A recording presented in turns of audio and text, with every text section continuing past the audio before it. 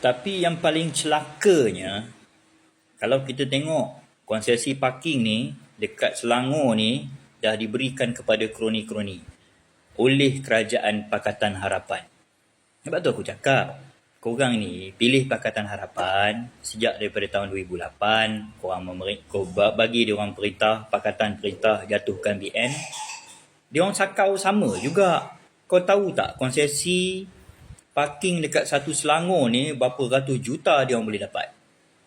Kalau komisen 30 juta, berapa ratus juta dia boleh dapat? Hanya kerana dia nak kenakan kita.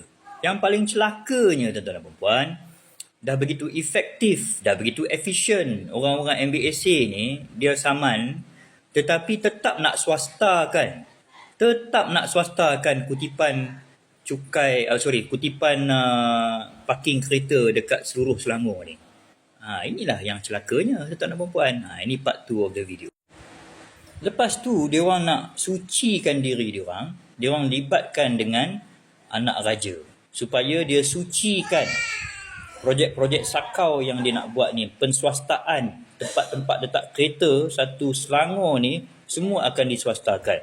Apa yang tak efektifnya, apa yang tak efisiennya, aku minggu ni saja 2 kali aku kena saman.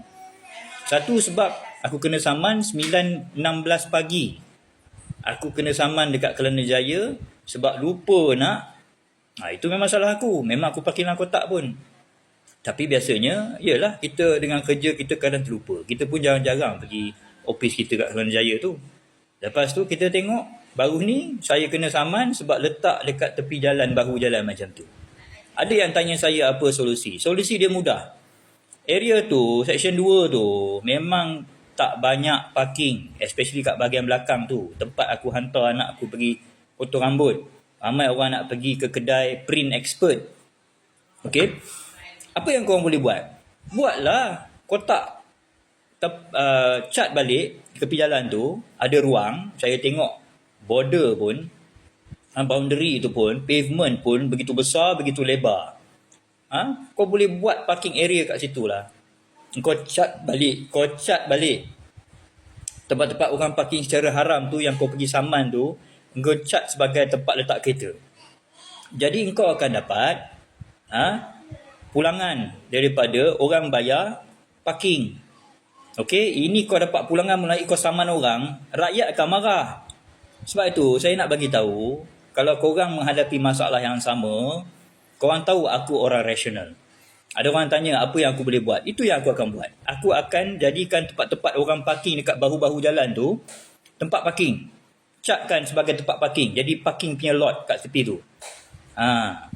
Dan aku dah tengok dah. Dia tak mengganggu jalan pun. Sebab aku biasa solat Jumaat kat situ.